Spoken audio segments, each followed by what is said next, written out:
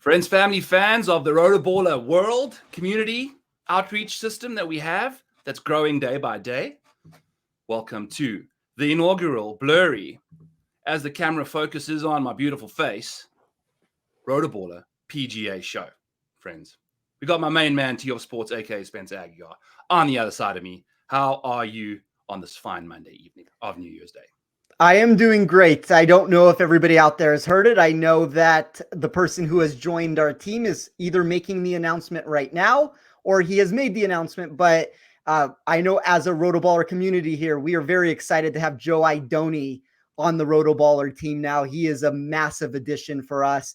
I'm really excited for what we have in store in 2024 for RotoBaller. And I'm excited to do this show with you, Byron, moving forward. I think there's a lot of fun stats, data, all the mix there that we can have on this show. It's, if you've ever listened to us before when we've put out content, you kind of get the best of all worlds with it. There's some tangents that will be taken, I'm sure, but very excited to do this with you, man. Absolutely. It's awesome. I love doing the Master Show with you every year, and now we get to do it every Monday, depending on how, now that Joe's on the squad, we'll see how things go. But we appreciate you all being in the chat. This is going to be a very interactive, off-the-wall, fun as hell kind of crash course of the week. Drop you any questions or things like you have in the chat, and we'll get to them at the end of the show. And just do that for us. And if you are looking to get involved in the RotoBaller community, get a hold of me and Spencer's premium products, along with Joe Nicely's stuff and now Joe Idone stuff. We're going to be, pumping out top tier stuff every freaking week for you guys. And we work so hard. There's not a team, I don't think, that works harder than the four of us in particular, and the rest of our other, complementary items that we have on our team. Use code TOFF for 10% off, or code Maniac for 10% off. Just get the whole platinum package. Don't go with Spencer's, don't go with mine. Just go the full Monty. That's what we're here for. We're all here to be a happy family, and it's going to be a good freaking time. So that being said, Spence, give the people a little bit of unlocking this golf course. What is one or two keys of success or a metric that you think is really going to be applicable, when you're kind of handicapping your golfers this week? I think it's an interesting course. So you have these slow Bermuda green complexes, the wide open fairways. That's going to be pronounced from the second you step onto the grounds. We see a 12% increase in driving accuracy, an 8-yard increase in distance. Those two factors are going to help to shift the GIR rate from 65 to 79%. All of that creates one of the highest expected green and regulation projections on tour yearly. Now, when you hear answers like that and you have easy to hit fairways, these massive green and regulation rates, a surge for distance, whatever the general ease ends up being for scoring, it's really easy to call this a straightforward test that has no bite to it. But I don't know if you saw this with your research, Byron, but one of the things I noticed is while you are looking at these 30 under par sorts of winners here, there's a couple concepts here that kind of do add a little bit more of that grit to the course, that even if the players are going to score. So there's scrambling that is needed. There's this around the green prowess that comes to fruition at the end of the day. There's this 3-putt avoidance that is really much more indicative here than most birdie shootouts that you're going to find. I think it's one of the main reasons why a non-American has won this event 11 times since 2002. And then it's a venue that really does accentuate particular factors that are going to correlate well with scrambling. You can see that when you dive into the increase that players receive with their irons from both under 100 yards and over 200 yards. Essentially, for me, when I built my model, if you can produce birdie looks when you get a short iron in hand, and then you have the ability to control your putter on the surface that is meant to be pure but slow, that's kind of the recipe for me of what I was trying to find of who's going to walk out of Hawaii with the first title in the year. I think added distance does help because of the wide open nature, but when I built my model, and this is probably the thing that I'm going to use here just because I do think it was a little bit unique and different, I was more intrigued by how players increased their projection when given an easy fairway, the limited rough, over the straight return of length off the tee. There's a lot of elevation here. I think this is a more, it's a weird answer to give, Byron. Like when you go to 30 under. Where are we going, Spence? Give me the key to get out of here. We got to unlock this thing. When you talk about a 30 under par course, you think birdie or better percentage. I don't necessarily, though, think that is the core thing that I'm trying to look for this week. I want to find comp courses, and we've talked about this before. I'm not necessarily the comp course guy. I would more so like to find intangibles that are similar to other venues and then try to build it out in its own fashion here. But I will say, I thought What it. courses are you using?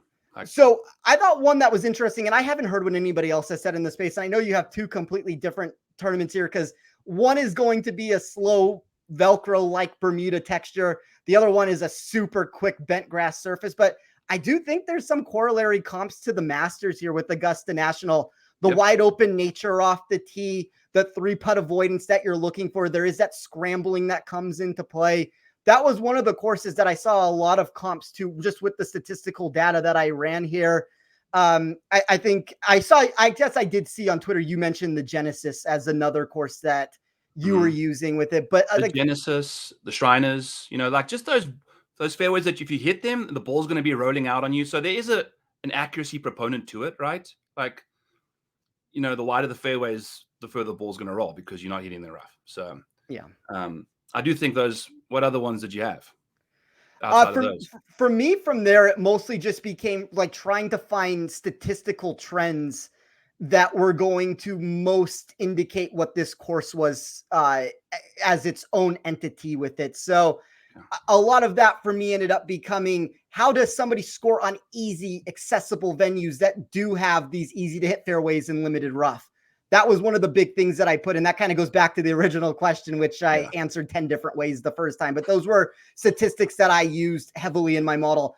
I did want to look how somebody performed on these soft and slow greens. I always weigh my model in a particular fashion that I try to take it's almost a regression model, I guess would be the best way to put it, where I am running my data compared to how I project it to play at this venue. So everything is always a comp course sort of answer, or maybe a comp course answer would be the wrong terminology there. It would be more of a course specific answer of what I'm trying to find. So, I got these deviations in my model and weighted strokes gain total of players that are more likely to find success here over whatever their baseline would be on a generic course. I do think that the ability to score is going to be important, but I don't ever think it's that simple. Like when somebody just looks straight for birdie or better percentage, I think you're looking for the wrong thing, because there are courses that are easier to score on and there are courses that are more difficult to score on. When you're just taking the lump sum of the answer of, I'm looking for a player that makes birdies. Well, I want players that make birdies on courses where you can make birdies on it. That's kind of one of the highlights of my model that I've run over and over again. And I think you and I both do a good job at the end of the day of not having these massive divergences between the price tag or the projected going rate of a player and where we have them, but you are going to find these minor differences. And that's where the value comes into play, whether we're looking for DFS contests where the value is in the market, or if we're looking for bets. And I mean, the one thing I will say that's unfortunate here, I think a 59-man field does make the outright betting board a little bit more challenging. There's not quite as many mistakes that books are going to make. You're going to kind of have that same hold percentage that comes into play, but there's just going to have to be more of a change that takes place would be the best way to word it, because we have this, we're used to, whether it's 132, 156 man fields with this, like all of a sudden now you're going to have a plethora of players that are sitting at this 6-1, 8-1, 12-1 range. It seems like you have a lot of juice built into the mix here. And granted, you do every single week, but there's really not that big of a difference. It's just there's less players, and all of a sudden the books have now shifted everybody down in price. So I think that's going for me to be the biggest change that we're going to have to try to back test as this year goes on, is what is the difference? I decreased my exposure for my win rate. I usually bet to win 8 units. I lowered it to win 5 units. That's going to be something I'm going to have to mix and match as the year goes on to figure out where the ideal number is. But I've been a big proponent that I would rather have tournaments with cuts. Yeah, no, I agree. I think that makes a ton of sense. Like Scotty's at 6-1. My rate of return is 7. So he's like unbettable for me. 4.5. So I can't even go to him. But speaking of winners, speaking of, the field getting shorter and no more premium talent out there, let's introduce our good friend, Joe Idone, onto the RotoBaller PGA show as the latest and newest, greatest member of RotoBaller family. Hello, Joe. Fellas, what an honor. Honestly, thank you for inviting me to join the show tonight. I am super excited and fired up to get started as soon as possible and to join such a fantastic team that you guys obviously have. I just mentioned it on my show, which I wrapped up, but the difference, man, the difference was the video you guys sent me. I want you to know that. But he felt that sort of special touch from you guys and people that I genuinely consider friends and people who I feel like I would align with, whether we were working together on golf content or not. So super fired up to get in the RotoBaller team and continuing to see and help you guys to reach all your goals. And I know that you're going to in turn help propel me to where I want to be as well. But fired up, guys. Excited to join you. Dude, my dog's had the whole day to eat, and now she's eating right now, just like the RotoBaller team's gonna be doing this season. No. Like, we are ready to get munching now. I'm excited. It's gonna be great. We had to pry you from a few other big names, but I'm really, really happy that you're on our team, and we're looking forward to really having a great year with you. We're really starting to assemble a good squad over here at RotoBaller. So I'll let Spence just give his little take on you, and then we'll get into some fun stuff. I've got some cool questions. The next segment we're going to get to is the bold and the beautiful. And then we can have some fun once Spencer's done saying hello. Yeah, I don't know if you heard the intro, Joe, that we talked about, but I'll reiterate it one more time. I am super excited to have you on board with us here. I think what we're trying to build at RotoBaller is something special, and there are not very many people that I would consider sharper in this space. You are at the top of the mountain of that. So I am very excited to have you here. I think we have a great thing going, as Byron said, and I am just very excited to get this going. Yeah, me too, man.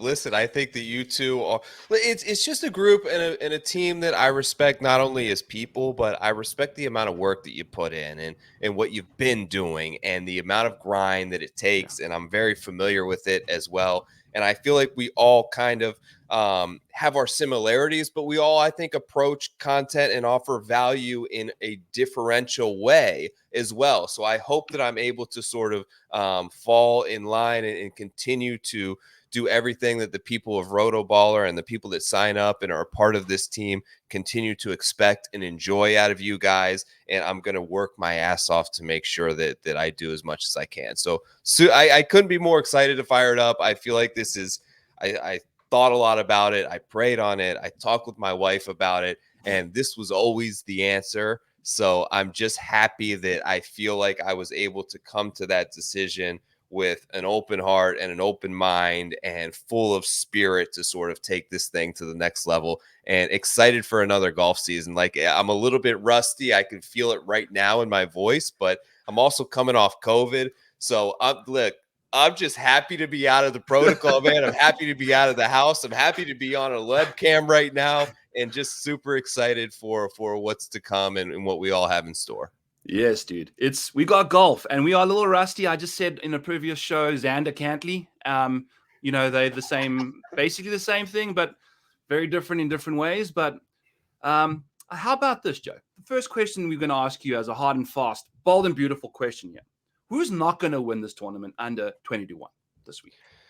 God, this is going to be like my hardest take of the year, but I can't get there with Ludwig, man. I don't think he's going to win this. It's a silly take based on everything you would look at from a statistical standpoint, but with the layover, with no course experience here. And I just feel like I love him, but it's mispriced. It's mispriced at 14 or 16-1. And I can't get behind it when you mention you have guys with much more experience, with much more pedigree, not only at this course, but on the PGA Tour in general, and people like Morikawa and people like Xander and people like Cantlay and people like Max Homa that are all in that same range, which I still feel like if those guys were to go toe-to-toe and tee it up in every event in the fall with the ambition and the effort and the preparation that Ludwig were to attack, they would have knocked off a couple wins too. So I'm just going to maybe pump the brakes a little bit with some trepidation, but I don't feel like this is going to be his week on a brand new course that kind of mitigates his biggest strength, in my opinion. Yeah. I mean, he's 14-1 in the market there, and he's $8,700 on DraftKings, right? So like we don't know what's going on. And, you know, which one's right, which one's wrong. Usually the market's a little more sharper. But like you said, the quality of field he's faced has been very lacking. Like it hasn't been that good at all in the full swing. So we'll see. This is fun. This is a great little litmus test to see what he can get up to. And maybe he balls out, and because I agree with you, we'll get to that point at some point. But I don't see it amongst the big dogs. I think, he's been a big fish in a small pond, and now he's a big fish in a much, much bigger pond this week. So, John makes a great point. John, who I've had on my show as well, about the new looper. Like this, as much as we talk about content and podcasting and everything else of being a little bit more of a team sport and what we were just talking about, it's such an underrated part of the game. And I realize that he is getting an established veteran, great caddy who understands how to win, but it's still a new relationship. It's still the first time out there. So a new course for him, a new relationship on the bag. The expectations are at a level which I don't think we've ever seen of a player this young, 6 months into his PGA Tour career. So it's just a lot of factors to overcome at such a short price that I would feel more comfortable in other directions. Amen. And it's not like he's going to a new caddy when he's struggling. He's on fuego right now. He's riding as high as he could ever, and that changes things up a little bit too. Hi, John. Welcome to the chat. Thanks for tuning in, my brother. Suspense, give us your take on Ludwig. I mean, I was going to save this for when we were winging it at the end of the show, but we came off the top rope, and I guess it's a really hot topic of debate right now. I don't know. I mean, I think with Aubert, you have one of those situations where I agree with Joe that some of his strengths are mitigated. I also just think he might be the best player we've seen come onto the PGA Tour since Rory, or whatever answer you actually want to give with that. I mean, I don't necessarily think he's going to win either based off of that answer. Like, I'll give you my choice, which is going to be much more hotly hated by everybody when I give this pick here, because he was the hottest player on tour before everything ended. But I'm going to say Victor Hovland doesn't end up winning this event. I talked a little bit when I was speaking of the course breakdown. Yes, you have a very simple course here where people get to 30 under par. I do think around the green is going to matter. I know Hovland got a spike towards the end of last year where we saw some improvement with his game, and I don't necessarily want to say that a player that is now spiked as much as he has and is winning golf tournaments can't win an event. But 18th in 2023, outside of the top 30 of this limited field contest in 2022 and 2021. I do think he probably improves on that 18th place finish and gives us the best return that he has so far. But I would say more of a top 10 would be a good result for him, and is something more of what I would be expecting rather than actually going out and winning the title.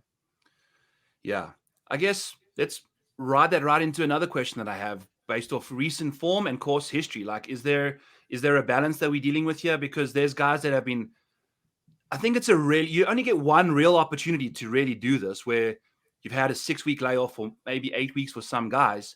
Are you going to be relying on guys that got hot that don't typically play that well? Kind of like what Victor did. I know he's a generational talent, but there's also going to be guys that kind of petered off towards the end of the season. Are we ready to bounce back on their baselines and kind of resort back to who they are in their DNA, and not just kind of getting fizzled out towards the end of the season, Joe? Yeah, I think some of it depends on the pedigree and the player. I would say for more veteran players, I am much more comfortable ignoring some of the recent form in the late summer and the lead up to the Tour Championship in favor of what type of player is this long term? How is he his last 100 rounds? And I think that Spencer made a fantastic point that I'm 100% deploying this week that may be a little bit different based on what you would assume is the course fit profile, right? They have these collection areas. Everyone's hitting 125-yard approach shots from the same range. You're going to hit 80 to 90% of greens this week. What does around the green matter? If you look at the winners, and we're talking about betting and outright market, they're coming from guys who have incredible touch, from the Spieths, from Reed, from Xander, from Rahm, all these different players, from Cam Smith, who have the ability to get up and down and pull a rabbit out of a hat in certain situations and understand tight Bermuda grass lies and undulated greens and how to funnel it off of hills and use slopes to their advantage. I thought it's what did Colin Morikawa in last year. Was he flubbed a couple of those chips And I have it in my notes going back year over year to put an increased emphasis on around the green, because I feel like a majority of people will not. Given you look at courses outside of this, that you may see the width of the fairways and the numbers that are coming into in terms of approach to green and the amount of greens that you're going to hit in regulation, and you may not factor it in as much. I think it's an important factor here. I think that Victor's improvement was well noted, but it may have been overblown a little bit, and he may have caught a really good run, and he's still, even if you look at his last 20 rounds, he's barely gaining 0.1 strokes around the green. That's not going to do it quite enough this week, and I kind of like Spencer's take on him maybe having a bit of a struggle to open the season. Interesting. So would you say that that's more of a DFS type of a thing, or would you also employ that to your, like, if you're going to be placing top 20 bets and matchups, like, is that still going to be as important to you? Because I know you can get different with, using the stuff that people don't use in their handicapping, but when we're all just trying to beat the book, we're trying to find the safest play, right? So does that impact you if you're betting, or does it impact you for DFS? I think both. I think it'd be silly not to. I think ultimately a lot more DFS in terms of a shortened field like this is going to ultimately come down to ownership. But I think that it is a factor around the green that I'm inputting a heavier weight on in my model, both statistically from a DFS and from an outright betting standpoint, that I've got more of it in there that I'm hoping than the average person does. And I'm hoping that turns out well for me, both in DFS and in betting. But it's just a different way to approach the numbers. Like you mentioned, the difference in Ludwig, where you can be willing to take on more risk. And I'm sure the ownership's going to be insane at 8,700 when we start to get those projections. But if you look at any player and they're priced in the 10th to 12th spot on your DFS salary board, you can take on a little bit more risk than you are in the 3rd or 4th spot on the betting board. So it's all about risk tolerance and judging all the factors. But from, I think, a holistic standpoint, if I think something is important this week and I'm willing to put some weight on it, I'm doing that across the board because I want to go kind of all in on my strategy and hoping to be right. Yeah. If you're going to nail it in one market, nail it in the other one, right? Yeah. So I love that. Love that. All right. So who's going to win this tournament that's longer than 50 to 1?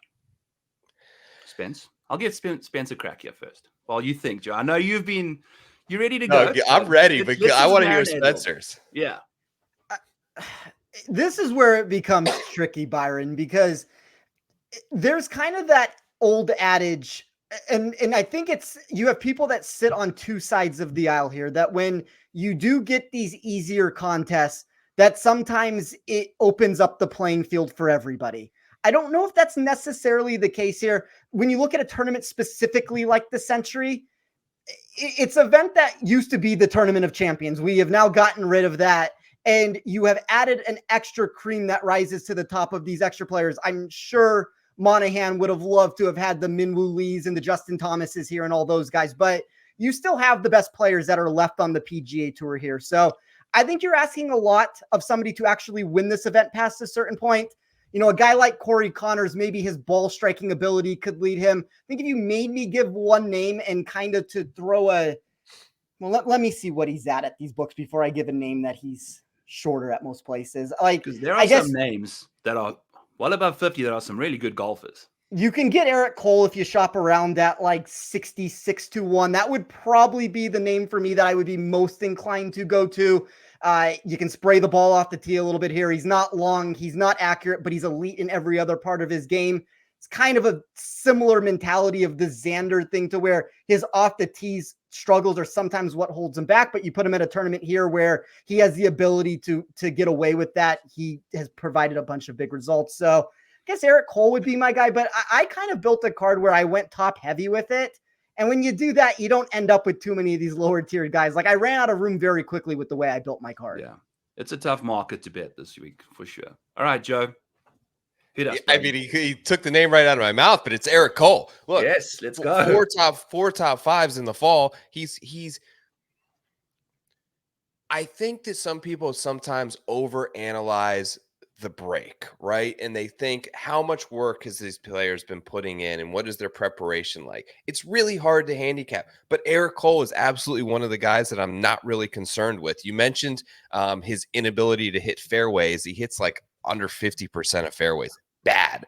that number is going to go up, but he's still hitting 75% of greens in regulation, which is insane when you put together 51% driving accuracy with 75% greens in regulation. He's the best approach player over the last 20 rounds. He's also really good around the greens and familiar with Bermuda grass. So I think those two factors, I expect to see his weakness, which is the off the tee, somewhat mitigated as he hits these fairways, and he's not long either. But ultimately, if he can end up in these collection areas, I don't feel like he has any fear of going out and trying to make 8, 9, 10 birdies in a day. He's been familiar with it going through the minor league tour series. He's been familiar with it in the fall series. He's just been playing so consistently that I think if you can get something in the 60s, it's a great number. And the other one that I'm just kind of willing to take a flyer on upside is Sahith.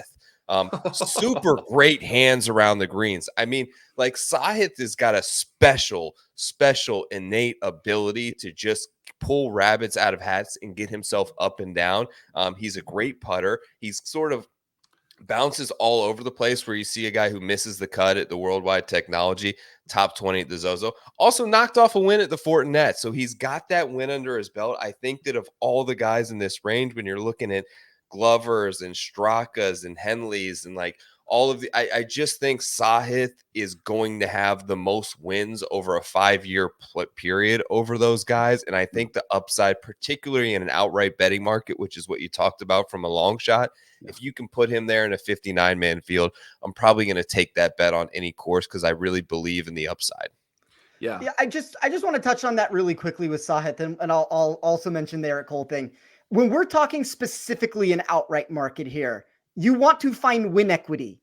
Like, that is the thing that is most missed by people in the space, that their player comes in 9th place and it's like, oh, well, we had a chance on it. If you don't have the winner, I know there's each way betting out there, and like that changes the game a little bit if you have access to that, but you are looking for win equity at the end of the day. You want these guys that can spike and have the win potential to take down some of these tournaments. So that's kind of my mentality if you are looking for a long shot. And the one thing about Eric Cole, he plays every week. Like, we don't know where some of these guys are with their form. I'm pretty sure Eric Cole probably was in the local club championship a week ago before this and took Christmas money away from people. Oh my God. Yeah. He's that guy that's like, he's just been like at Christmas, just like scratching the shit out of his neck. Just like, why am I not on a PGA golf course right now? Ready to rock and roll. Like, it's been 4 weeks. What's going on? I think he's chomping at the bit, man. And he's been trending so hard, to just be rattling off top 5s like he has been on weird courses that don't necessarily suit his skill set, right? Like we've mentioned, this one gives him that opportunity. And you've both mentioned golfers that I was going to say myself. So it's basically just a bigger version of Eric Cole in a way. Dude, he's super, and Eric Cole has got to be super eager. Like, put yourself in a mental position of where you're at with Eric Cole, of a journeyman who really maybe considered a year ago that he would never have an opportunity and would be playing for $2,000 purses every week. And he gets that opportunity and he makes the most of it and he's playing well. Like, if you put yourself in that mindset, in that frame that like, okay, I'm in my mid-30s. Like, I have this insane opportunity where I'm playing the best golf of my, like, are you going to stop? Like, you have the pedal absolutely down to make the most of this run right now that you are on and to capitalize on it. And you mentioned win equity, and he doesn't have that. But, 4 top 4 finishes, you're pretty damn close. Yeah. And a couple of things go your way, and maybe the RSM, you don't run into a Ludwig who had his, premier week, and things are right there on the precipice. And I just feel like this entire December and November has been foot on the gas. And like, I'm so grateful for this opportunity that I cannot possibly slow up now. Like, once I have it going, I'm in the freaking Sentry in Hawaii. Let's go play. Let's go make birdies. Let's make as much out of this opportunity as you possibly can. I agree, dude. I think he's like a dog on a bone right now, that, and there's not a lot of meat on, but he's going to get every piece of that meat, like, I think he's ready to rock and roll.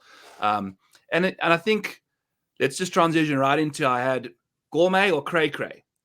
Who the heck are you willing to pay up for this week in DFS? Whose price is worth it? Might be a little spendy, or is that Cray Cray? And for me, the first one off the bat is Xander at 10K. I know the course history is great, But if you're going to be telling me to take a guy that's third in the DFS salary tier that hasn't won a tournament of any substance, I know the Genesis Scottish Invitational, whatever he did there, but he was having like this miraculous 3-week stint, where I think he forgot that he's not a closer in a way. I've got this thing against Xander. I just don't think he's got that it factor. For a guy that says that's name's X, you just don't got it, so it's just interesting to me that he's priced above Max Homer, Wyndham Clark, Matthew Fitzpatrick, Brian, like major winners, guys that have won multiple times. All these people, Colin Morikawa is like $1,000 cheaper than him. It's like, to me, that's a cray price tag. It's not, he's gourmet, but that's not the price I'm willing to pay for that. So is there a name that kind of sticks out to you two that's above 8K that's either gourmet that you're willing to go to, or cray that's a little too high for your budget? I'll go with Spence first. I think the Xander call, the reason why I would be off of Xander, I know his course history has been good here. I would so much, and I guess I will use this as my answer, I would so much rather go up to Scotty Scheffler at $11,000. Like if you're directly comparing, I would rather have Cantlay to Xander. I would rather have Scotty to Scheffler. I think it gets close with the decisions of Max Homa and Fitzpatrick and some of those names. And I think that's where it comes down to ownership. But the problem is Xander is going to carry a lot of ownership with him. So I would rather just get my exposure in DFS. And I think you're going to have to pick and choose your spots. And I give this answer every single time that we talk. And I just want to preface this for anybody who has not listened to me on a show, or, you're tuning in and you're like, when I talk about fading somebody, it's always contest dependent. That is the number one thing to keep in mind, because in a 500 person contest, ownership doesn't matter as much as if you're in a 20,000 person contest. So I think that's one of the big things to keep in mind. But, I think regardless of that answer, I am still so much more inclined to want to go to a Scotty or want to go to a Cantlay up top than I am to want to go to a Xander. So I'm going to be lower on Xander. I'm going to be lower on Hovland for all the reasons that I talked about. I do think that if you're trying to find a name in that $9,000 range, or a couple names in that $9,000 range that can carry some leverage for you, I think Fleetwood's a really intriguing option. I think Fitzpatrick's a really intriguing option. Those are two guys that kind of carry that scrambling ability, the short game that you're looking for, that I think can find success here. So I'm going to be conducting a lot of my builds with the Scheffler, Cantlay, Fleetwood, Fitzpatrick sort of start, and whatever combination that ends up being.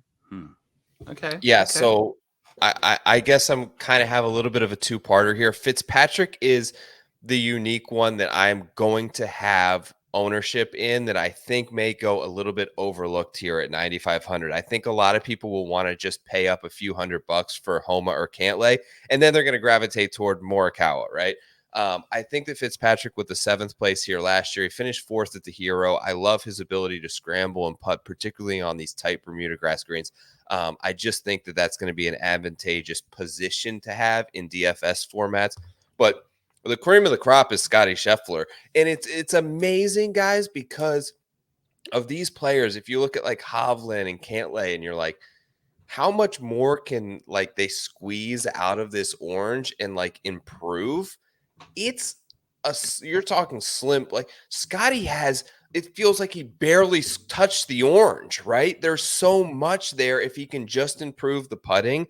And the switch to Phil Kenyon as a putting coach, I think, was a great move for him. The switch in the putter, I think, could hopefully free him up. There were some mechanical issues that people smarter than me identified sort of with the stroke. But, when I talked to Denny, Byron, like Denny is like, everyone on tour has a really good putting stroke, right? It's about reading greens. And I think he was just very indecisive on how to read like a 6 to 8 foot putt. He was bringing in Ted all the time. It was just getting very cloudy from a decision-making standpoint. And I think that's what Phil Kenyon has helped clear up for so many guys. It's what he did for Brooks. It's what he did for Cantlay. It's what he did for Homa. Like, I think that adding him as a weapon in the coaching frees him up mentally. And it's not so much about the stroke, because you look at like when he would miss putts, it wasn't like he felt like he pushed them or like mishit it. He was like shocked it didn't go in because he just simply misread the putt. Like the stroke is okay. He was just misreading it. There's so much left to squeeze. He had a good year putting at this course last year. I think if he can just trust himself, he is the best guy getting to the green in the field, in the world right now. And it's by a significant margin. So if I'm going to pay up for the cream of the crop, it's going all the way to the top with Scotty. Yeah. I think you also get a 33 spot improvement in my model on these specific green complexes over his baseline projections. So give me this type of a course where you get this slow, soft Bermuda surface, and he's really good at avoiding 3-putts. So I think if he's going to have one of those bounce back spots that we've been waiting for a year now with the putter, if he gains strokes with the flat stick, like he could get to a number that is out of control. Yeah. And it kind of ties it back into, this is the opportunity that you have now to pounce on someone who potentially can show up with a completely different skill set than when they ended the break. Like he's had all this time. I bet you he's been doing whatever he's got to do. He's number one in the world. He doesn't want to get that taken away from him. And I think this is and at 11K, we've seen this guy at 12-4 in bigger fields and stuff. Like, there's no Rory in this field. There's no Rahm in this field. Those are the two guys that are usually making his price a little lower. Not. So love us some Scotty. I think, it's value at 11K for sure. So someone else I'll throw out there as well is Patrick Cantley. I'm really high on him this week. He's been super close a lot of times and just, the guy's an elite birdie and easy scoring conditions kind of guy. So I think he's going to be my number 2 behind Scotty for sure. Gourmet, Cray, under 8K. You got a name for me that jumps off right away? I'm going to lead you up with a Kurt Kitayama, who's sitting at a casual $7,400. I know it's a little cheap, but there's 29 other golfers beneath him that are, call it half of them, are much better form, much better golfers. Yes, Kurt did win. Yes, this course kind of suits his long distance, that stuff. But he's not playing good golf right now at all, and he's $7,400. So that's a cray price to me. I don't think I'd be going anywhere near Kurt Kitayama under the 8K range. I know that's not what a lot of people want to talk about, but I'm going to touch all parts of the board here today. So, Joe, go back to me there on a sub 8K guy that you are going to be staying away from. Sub 8K is probably like I have no interest whatsoever in the guys at the bottom, like English and Griot. The one that I really don't have, like, I need to see something from, because I'm worried about this player and he's just above this. So forgive me for mentioning the name, but Cameron Young, I can't do it anymore. Like, the approach play is so bad. He's maybe the worst around the green guy in the entire field. He just got rid of a veteran caddy in Paul Tesori. Like, I just think that everything around him right now is kind of a mess. And a guy like we talked about, and they're different players, right? I think that the ceiling for Ludwig is infinitely higher than Cameron Young. But we're talking about guys who came in as rookies with a ton of expectation.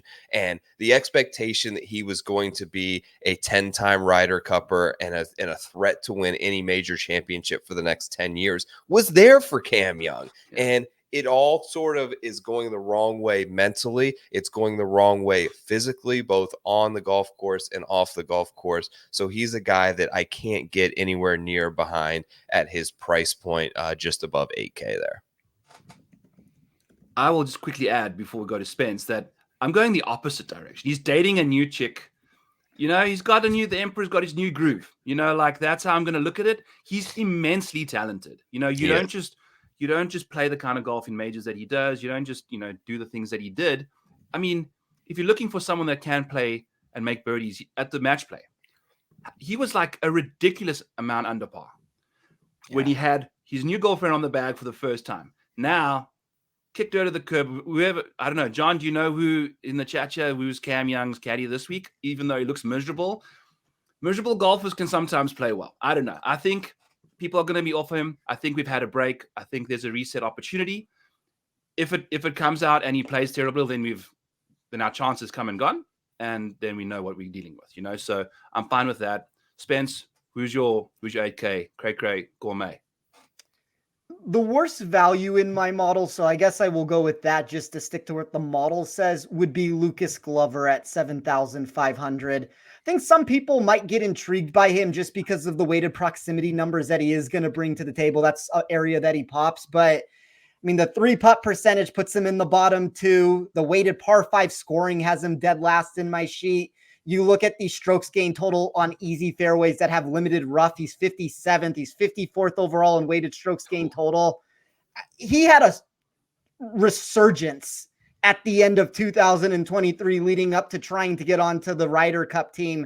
He didn't make the team, and all of a sudden what he has produced since that point has not necessarily been what you want to see. And I just think that this is a tough spot for him, to where there are some parts of his game to where he's getting priced up right now because of those results that he's had, or at least like this could have been a $6,000 golfer if you take away those 2 wins that you have. So I would have put him more in the $6,000 range, somewhere in that lower part of that. So I think 7,500 is too much for a guy right now that I see at about 10%. Yeah, no, I think that's very important because, I mean, we were dealing with like a very finite sample size when he was doing that stuff, like playing this inspired golf. So I'm totally with you there. John in the chat asked, have you spoke about Matt Fitzpatrick yet? Yes. Spencer and Joe both like him. I'm not a big fan of him when he has to make lots of birdies.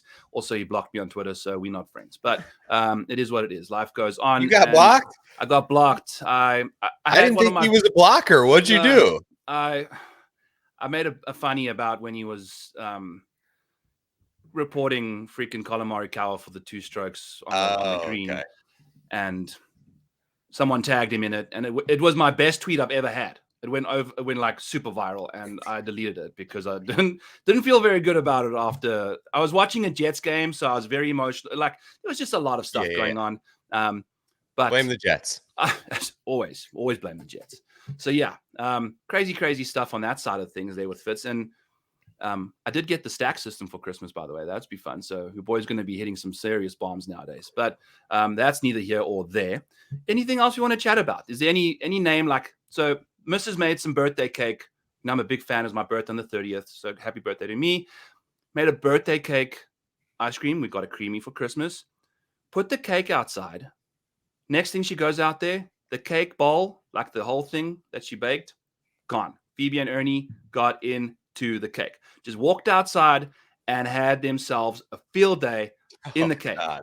Who is a golfer that if you're a DFS guy clicking a guy in your lineup and you just walking along and you just see a giant juicy cake that is not yours at all, but you're just going to mow it down and just have the best day ever? Is there a golfer here that you guys are like obsessed with and think is just going to be it? For me, it's Eric Cole at the price tag. I'm going to go balls to the wall on him and just, go hope for the rest there.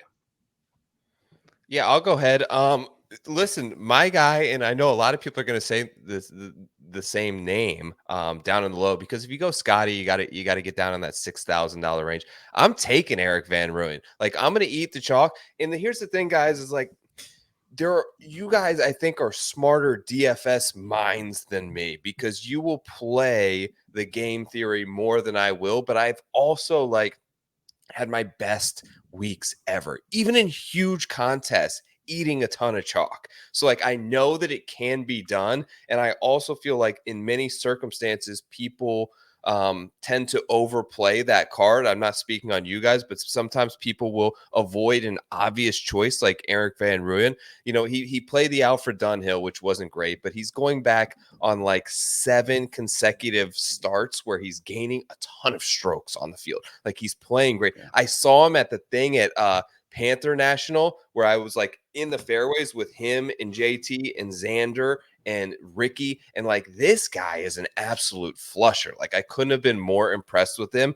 And in terms of PGA Tour starts, there are 3 guys in the field that are coming off a win in their last PGA Tour start, and 2 of them are in the top 3 on the odds boards. It's Ludwig, it's Scotty, and it's Eric Van Rooyen. I'll eat the 6,300, and it's risky because it's been so long, and expecting his peak best ever form to show up again months later in January, I know is a risky proposition. But if I'm going Scotty at the top, I've got to get somewhere down there, and I'm just going to eat the cake with EVR. Eat the cake. I love it. Eat that cake, baby. Birthday cake's good for everybody when it's not yours. Spence, who's your guy? So I had some interactions with him during the offseason. I think Ben On is an intriguing play for this tournament where he has a little bit of upside to him here. He's a name I'm going to find myself on more frequently than most users. I think Siwoo Kim is intriguing if you're just looking to throw a dart at the board. And then I guess the one name that I would like to just hear your guys' opinion on, just because he is having a caddy change, and we've talked about the opposite end of it of Cameron Young losing Paul Tesori. What do we think of Brendan Todd getting Paul Tesori this week? The fact that Brendan Todd's like 6'2" or 6'4" and is one of the shortest golfers on. I was watching him at the BMW Championship. He's so tall. I was like, who's this tall ass dude walking? It's Brendan Todd. Like he's hitting it like 280, 290. Like, dude, you're massive. Swing the stick. Like I don't understand it. Like, what's Paul Tesori going to help him with? I feel like his game is just tapped. Like he's got the short game already. I don't think Paul's going to make him play much better than he is in that department. Like he's elite in that department, really. Unless Paul's going to tell him to hit it further. And that's the only thing that I think is going to be different. That you can go, Joe. Hot take. I was just going to say it's without understanding the relationship, it's tough for me to really weigh in if it's going to be a positive or negative. Like the thing with Cameron Young, if that relationship was so sour to the point where it was in a poor status, then yeah, I can see it as being a positive for Cameron Young. Same with Tom Kim. Like I wonder how bad, like where was that relationship at? And it seems so good. And why would a guy ever give up the bag of Tom Kim and a player who's 3 years younger than Ludwig? Well, because you're going to potentially get a generational talent and someone, you said, Spencer, that may be the most talented young player we've seen since the likes of Rory. It's hard for me to really give that a positive or negative without understanding why the reason was that he split with his former caddy. And if that relationship was in a bad spot, then I think the established veteran voice of a calming figure like Paul Tesori, do I think he's going to help with his swing or reading putts? Probably not, and probably not decision-making either. But if it gives him the type of vibes that are ending up in a more positive mental state than he was when we last saw him on the PGA Tour, then I think it could be positive. But I think there's just so many unknowns for me to give it a positive or negative either way would be difficult for me to say. I think with Tom Kim and his split from Skovron, Yeah. Did you see the look that Skovron gave to Tom Kim when he fell into the water and was doing his whole little spectacle at the PGA Championship? I think that's where everything went south. Yeah. That's where things got muddy. Yeah, exactly. Not a fan of your player undressing in front of him, huh? Yeah. Oh, dude. So you think, but he could have done a lot better to keep him out the mud. I think maybe that's Tom saying, "Hey, you got me stuck in the mud, bruh." Yeah. Yeah, interesting. So I don't know. We'll see. It's exciting. We've got PGA Tour golf, folks. We are very, very, very much looking forward to it. We're going to have all sorts of great things coming this way. Spencer already got his DFS stuff out there for you guys, the Rankings Wizard. His models out there. Use code Maniac. Use code TOR for 10% off all your jazz over there at RotoBaller.com. We'll have Joe's promo codes for you guys hot and heavy here soon. And yeah, I don't know. I think we've touched as much as we can. I know Joe's had a long day. I know I've had a long day. That New Year's Day is a brutal time for golf to start, But any parting words from the two of you?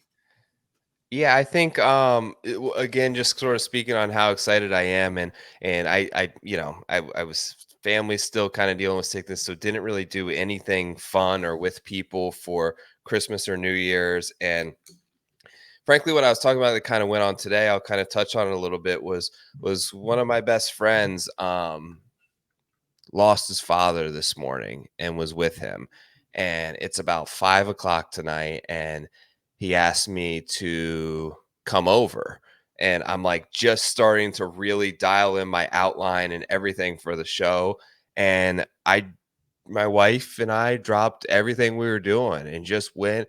And I went to his house and hung out and had a beer with him and just talked for like 2.5 hours. And it really messed up like my show prep, right? But it's like, what's most important, and it's giving back and supporting the people that support you and are around you. And it's part of the reason why I'm so excited to just be a part of a team, is to feel that love and to feel that support and be there for you guys when hopefully you need me, and have someone that I feel like is also there on the other side. And what you guys are able to contribute on a weekly basis to RotoBaller, I don't know that I'll be able to hold a candle to from a statistical and an analytical perspective, and writing is not always my strong suit, but I'm going to do the best I can. And like, I'm super fired up to be a part of this journey, and appreciative of you guys for the friendship that you've offered me throughout this process and understanding.